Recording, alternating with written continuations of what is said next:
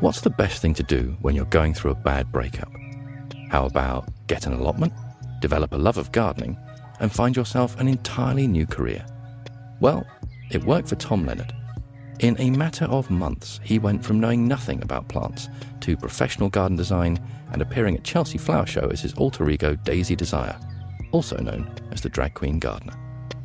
Ultimately, a garden, the look of it is only a percentage. It's how it makes you feel, it's what you connect with. So rather than just, going in and planting in 500 hydrangeas, what actually do you enjoy as someone, whether you're into gardening or not, what would that client really enjoy and what would they feel they connect with in that garden?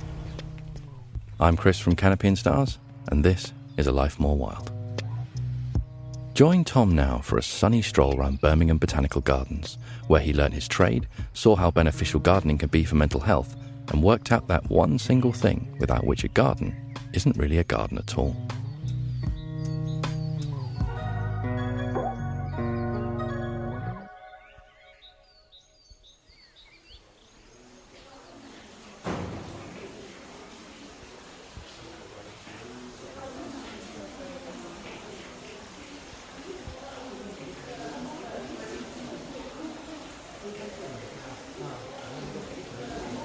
So currently we are in the subtropical house of Birmingham Botanical Gardens, and as you can hear, there is a gorgeous little water feature right behind us.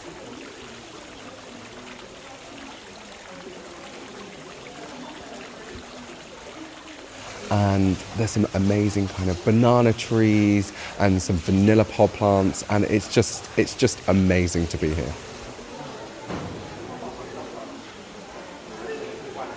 I find these kind of areas so interesting because you've almost got, obviously there's places like Kew Gardens and stuff like that, but ultimately, we need more places like this that are in, different areas like Birmingham and, like Manchester and Bristol and places, because it allows you to understand plants on a different level, because creating a space like this, it's just amazing to see, because you can get plants from so many different countries and cultures, and ultimately it widens your horizons on a horticultural level. So one thing that we've just spotted just outside the outside the glass house is that there's a wedding happening. I think that's so cute, because basically it's such a beautiful place to be at that someone's having their wedding here. Do you know what I mean? It's like looking out of this glass house, you've got this amazing kind of landscape of different varieties of planting trees, and you've got a wedding happening just outside us, and then you've got behind that, you've just got loads of people having picnics on the grounds, and I just think, isn't that just beautiful? This space is being used for so many different things other than gardening, which is just amazing. It really shows how these sorts of places are so important and so vital to us. Again, it's so much more than just plants.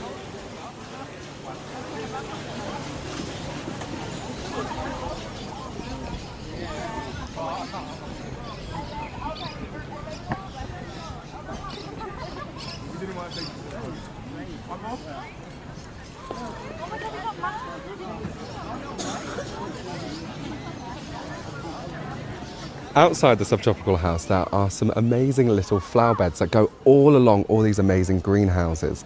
And what I find really interesting about some of these flower beds is that they've kind of brought the outside inside. I mean, that's why I also love gardens, because how do I put this? Do you know how people always kind of say that gardens, you should treat them like a holiday? I completely think that is so wrong. I think a garden is an extension of your home, and it's almost like you bringing the outside inside, and also vice versa, that you bring in the inside outside. So what I really love about how they've planted this cosmos is they've got these amazing vibrant pinks and deep purples, which really actually complement all the plants that are going on in the glass house. So it's almost like a nice kind of matching symphony going on there.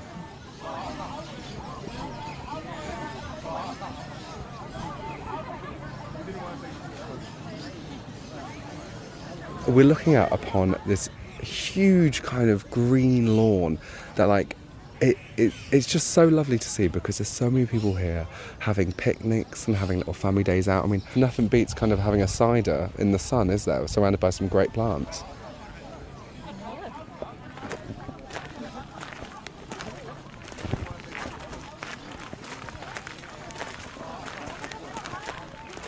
So how I kind of got into gardening was probably a bit different from most people. About 5 years ago, I was working in the Birmingham city centre, and I was having to catch the train into town to, go to work. And on that train ride, I used to pass these allotments, and I just was really, really intrigued to what was going on, and thought this was such a cool idea of people renting this little space of land. And I basically, to cut a long story short, I basically got dumped, got very drunk that night, woke up the next day and kind of think, oh, my life is over, what am I going to do? The world is still turning and mine is still. And I just thought to myself, well, why don't I go get myself an allotment? And that's literally how my gardening journey started. I got an allotment and I killed everything in that first year, other than one marrow. And I don't even like marrows. But one thing that I realised is from getting so much wrong and making so many mistakes, I learned so much. Like, for instance, with the marrow situation, I always kind of say to new gardeners, if you're going to grow something that you're going to eat, if you're going to grow produce, grow something that you want to eat, grow something that you enjoy. Because ultimately, what I realised was, why would I grow a marrow when I didn't even want to eat it in the first place? So yeah, I always recommend, whether it's salads, radishes, pumpkins, strawberries, whatever tickles your fancy, grow what you enjoy, because that is the start of your inspiration.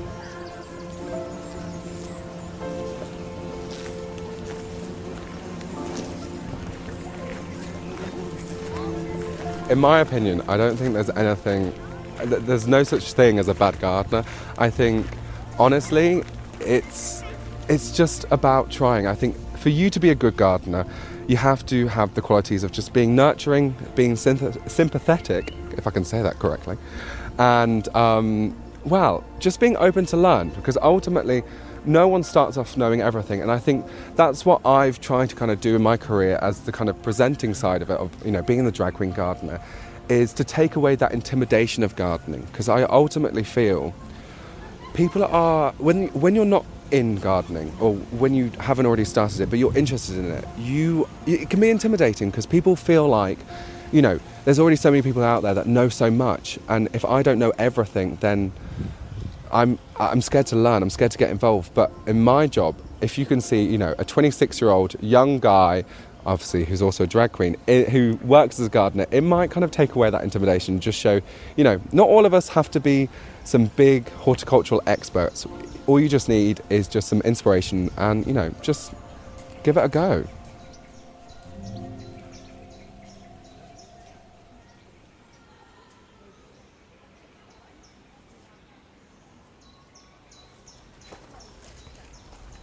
So right now we are going through, I don't think this has a formal name, but I call it the rhododendron pathway, because it is a pathway filled with rhododendrons and azaleas that just go meters up into the air. I mean, I'm 6'3", but these things are like skyscrapers towering above you, and it is just bursting with huge varieties of colour, and it just gives you so much inspiration. I mean, so rhododendrons and azaleas are from the same family, and they are acid-loving plants. So this garden has really had to nurture the ground to make it more acidic.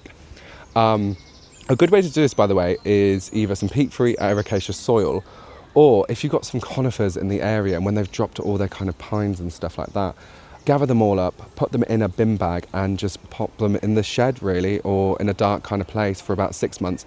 And that kind of gives you a natural acidic mulch that you can pop around your plants. One error that I do find that people do with their gardens is they put a rhododendron straight into a flower bed, and they haven't actually tested the soil for the pH levels to see how acidic it is. So it won't do well in alkaline soil. It does need acid in that soil. But yeah.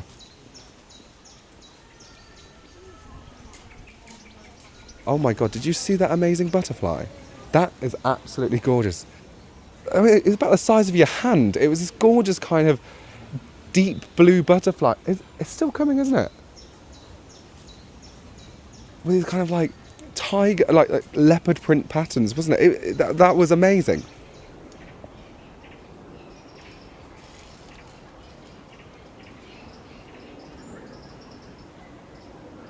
So the kind of like the drag stuff came along, after the gardening, and basically I kind of just did it for a laugh, really. I mean, we were in lockdown and stuff, and I just thought, I had this gardening Instagram before it changed to the Drag Queen Gardener. I just thought it would be funny if all the other gardeners and people on Instagram just saw like a gardener who's also a drag queen in full drag at like the garden centre and on the allotment having like Vogue style photo shoots, just to have a mess around. I mean, it was just, you know, to make people laugh in what was quite a difficult time. And yeah, I posted that on Instagram and I didn't realise that that would blow up. I think it's because I feel like in the kind of gardening industry and in that kind of things, there is still this kind of perception of, you know, this kind of old school gardener and stuff, you know, teaching around on either on an estate or on an allotment and stuff, but also making it a safe space for everyone. I mean, even when it comes down to being a woman, like sometimes it has in the past been looked down upon, and it's been harder for women to get in or be taken seriously in horticulture. And I kind of just feel like, well, a 6'3" raving drag queen kind of hopefully knocks down some of those boundaries as well, and just opens up and evens up the playing field, I guess.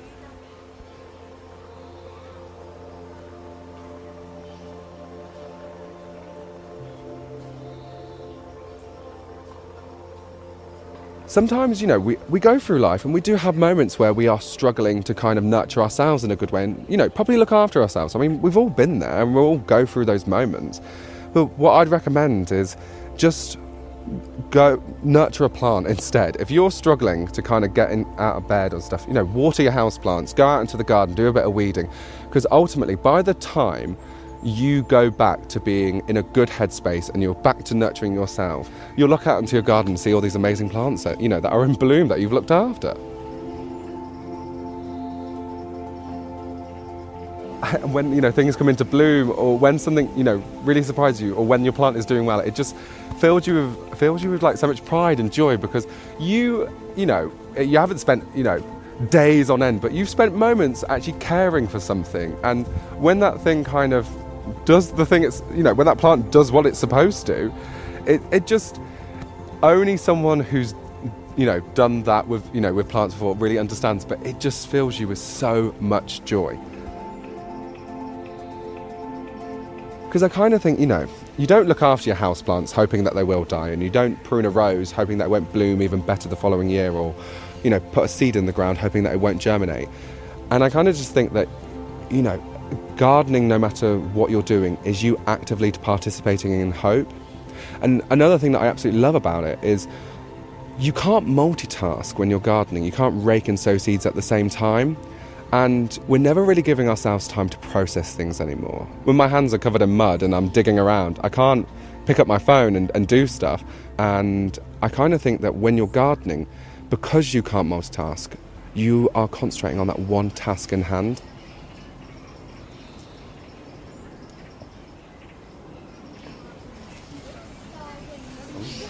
I think we can get him through that side, but...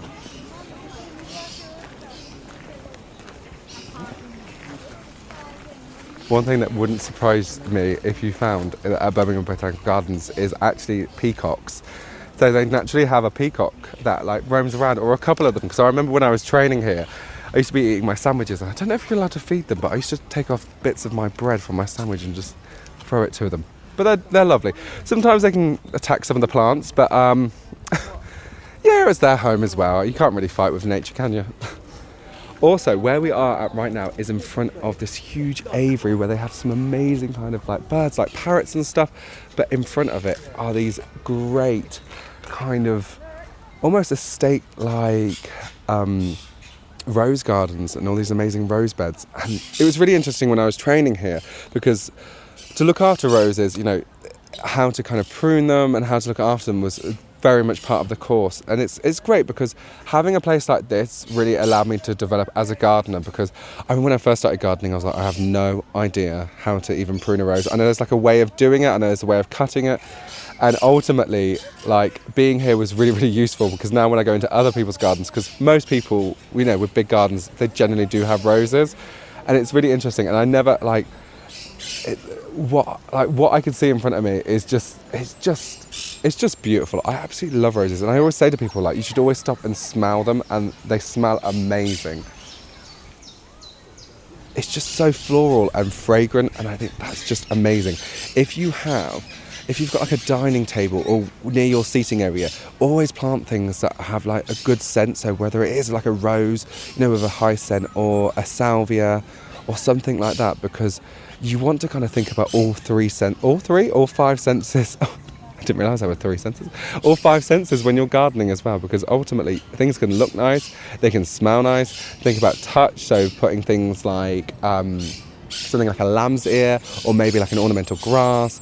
And taste as well. I mean, growing your own food, and also like herbs and stuff. Herbs are really easy to grow.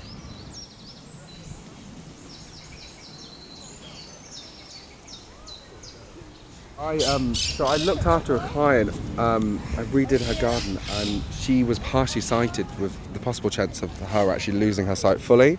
So what I did was surround like the kind of perimeter of the kind of patio part of her garden with loads of high fragrant plants, because I knew that if there were to become a time in the future where she would fully lose her sight, she'd know where the plants are just from the scent. And I just think that's just lovely as well, because ultimately you're not just seeing a beautiful garden, it smells amazing too. And I think we got to remember that side, because ultimately, when people go to like the garden centre or grow their plants, they just think, oh, that will look nice. But again, gardening is not a one-dimensional kind of place. The gardens are so much more than just a pretty-looking place.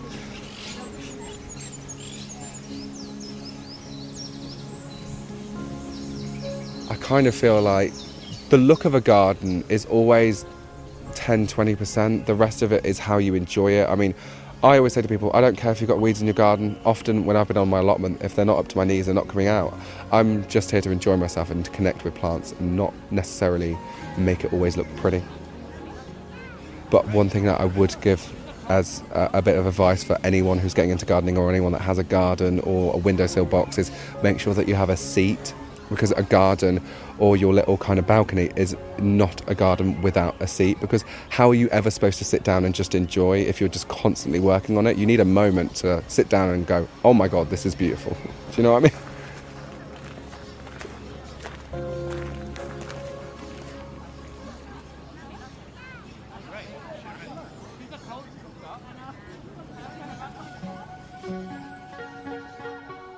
If that's planted the seed, of a love of gardening for you, then check out Tom's Instagram for helpful tips and more of his absolutely infectious enthusiasm.